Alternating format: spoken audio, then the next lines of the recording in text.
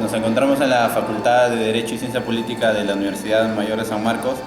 Eh, el grupo Centro de Estudios Laboral y de la Seguridad Social, CELS, hace esta entrevista. Estamos con el doctor Edgardo Balbín Torres, a propósito de la recientemente aprobada Ley del Servicio Civil, ¿no? Entonces, bienvenido, doctor. Muchas gracias. Este, ¿Qué primeras apreciaciones antes de comenzar con las preguntas sobre esta ley recientemente aprobada? Sí, bueno, quizá la primera que de verdad creo que es una aspiración de toda la ciudadanía que haya un orden en el sector público, en cuanto a regímenes laborales que existen actualmente, que son diferenciados, que afectan mucho la eficiente prestación de los servicios públicos, ¿no? Lógicamente, dado que esto es de interés de las organizaciones sindicales y de la ciudadanía, lo óptimo hubiese sido que el proceso de reforma se lleve a cabo en un marco de diálogo más amplio con las organizaciones sociales y ciudadanas también, ¿no? Los ciudadanos somos usuarios de esos servicios y nos interesa también la ley del servicio civil, ¿no? Sí, una de las cosas que ha faltado es precisamente diálogo, ¿no? Y una de las cosas que se ha cuestionado de la ley, que a veces no permite justo el diálogo entre trabajadores y entidades públicas, ¿no? Hay un sector que ha considerado que a cambio de la posibilidad de negociar vienen incentivos individuales. ¿Usted considera que se justifica restringir la negociación colectiva a cambio de tener incentivos individuales como ascensos, mejoras, esas situaciones?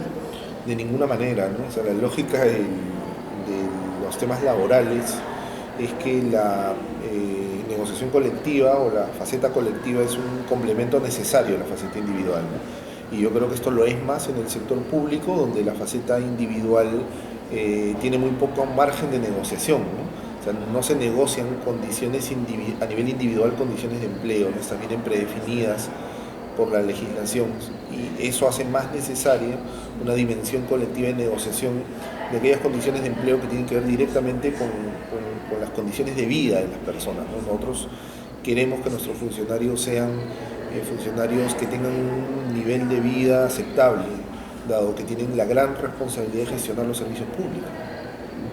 Sí, sí, y si no, ¿qué es lo que ha perseguido o cree que ha perseguido esta ley justamente con restringir la negociación colectiva?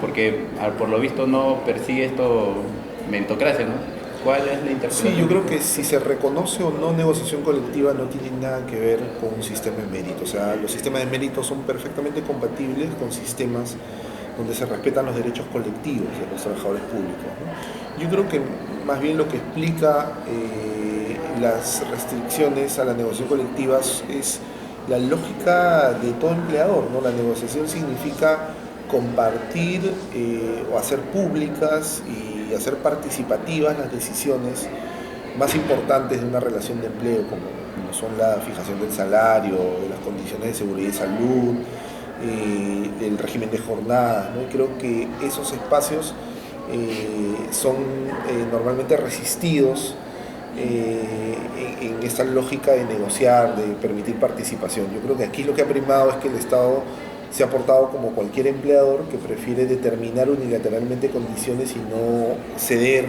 al diálogo y la participación en la fijación de esas condiciones. Y a propósito de la idea de los despidos, de las arbitrariedades que va a haber, ¿considera que la participación de los trabajadores también debe ir en el sentido de garantizar esa objetividad? Por ejemplo, participación de trabajadores en la elaboración de la evaluación, en los jurados, o algún nivel de participación debería haber que garantice justamente que garantice este temor que está viendo justamente las arbitrariedades. Yo creo que sí, creo que la participación no afecta a la autoridad, ¿no? A veces se maneja la noción de que porque permites participación afectas la autoridad, y eso no es así, ¿no? La participación legitima la autoridad, y creo que si en las evaluaciones, en los ascensos, en la definición de los perfiles, hay una participación de los trabajadores, las decisiones que acabe tomando el órgano gestor del servicio civil van a ser más legítimas, ¿no? Y esto no es teoría pura, ¿no? Esto puede ser corroborado en la experiencia de distintas administraciones públicas, donde se permite la participación de los trabajadores en distintas instancias que tienen que ver con asuntos individuales y en donde la participación de los trabajadores acaba siendo un control a la injerencia política en la mayor parte de los casos.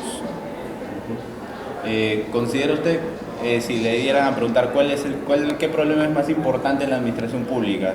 La idea de que los trabajadores están enquistados en sus puestos y no mejoran por el régimen que tienen, o las relaciones justamente de prebendas, de favoritismos, políticas que existen en ambos, que ameriten una acción legislativa, hacia qué más debería incidir, o son a la par, tal vez. Sí, son creo que cuestiones complementarias, ¿no? Creo que es necesario mejorar las condiciones de empleo y por tanto de vida de los trabajadores públicos por la responsabilidad que ellos tienen.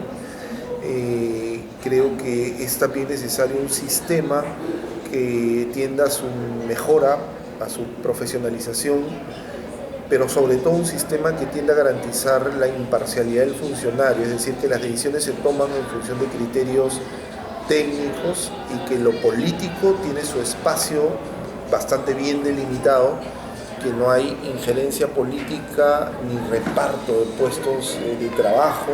Yo creo que eso es una señal importante, no solamente desde la perspectiva de derechos, sino desde la perspectiva también de la imagen que tenemos como país, ¿no? Incluso el inversionista, había un ranking muy interesante, ¿no? El inversionista no valoraba el lugar de su inversión en función de si los costos laborales son baratos o caros, ¿no? Valora más un lugar de inversión en función de la garantía que las instituciones le dan a sus inversiones, en la imparcialidad con la que se manejan las administraciones públicas, en la capacidad que tienen de aplicar la ley al margen del influjo del político de turno, ¿no? Perfecto. ¿Qué mensaje daría a quienes van a ver estos videos, esta entrevista, que van a ser estudiantes, trabajadores, ¿no? A quienes queremos llegar a incidir justamente con la difusión de estos problemas? Yo creo que dos, ¿no? Creo que nuestro sistema democrático nos da canales para pedir una reforma legal, ¿no? Uno de esos canales es la protesta ciudadana, el ejercicio del derecho de reclamar y de disentir, que es un ejercicio propio de toda democracia real, ¿no? O sea, si hay un lugar en donde nadie reclama nada, ese lugar no es un lugar democrático, ¿no? Que nuestro país sea democrático implica también que ante fenómenos como este, la expedición de una ley sin consulta, el ciudadano puede ejercer su derecho de protesta. Y creo que el otro gran mensaje es que el derecho también es un remedio, también en nuestro derecho, la disciplina que estudiamos, también nos ofrece un remedio contra estas situaciones, que es la interposición de acciones, para lograr que esta ley sea lo más compatible con la Constitución, con los tratados que hemos firmado, ¿no? Entonces creo que hay espacios de cuestionamiento que deben de ser complementados, ¿no? Es decir, que hay que, creo yo, hacer sentir a las autoridades públicas encargadas de la expedición de esta ley el descontento a través del ejercicio de este derecho de reclamo, que es la más pura expresión de que somos ciudadanos y que nos tomamos en serio que somos ciudadanos. Y el otro canal es el de utilizar la información y el conocimiento que nos da la facultad para apoyar o para interponer acciones que tiendan a compatibilizar la ley con la Constitución.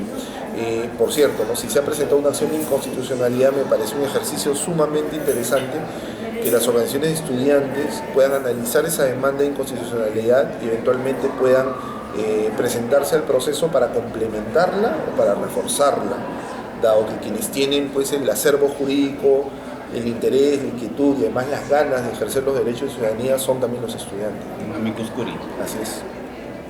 Interesante. Al respecto, ¿qué opinión, ya en un aspecto más político, ¿no? Los mismos que han aprobado esta ley son los que la han limitado para ciertas entidades públicas, y los mismos que nos piden meritocracia, y que es el valor bandera de esta ley, son los mismos que no han elegido meritocráticamente las autoridades que sabemos, ¿no? Los miembros del tribunal y la defensora del pueblo, ¿no?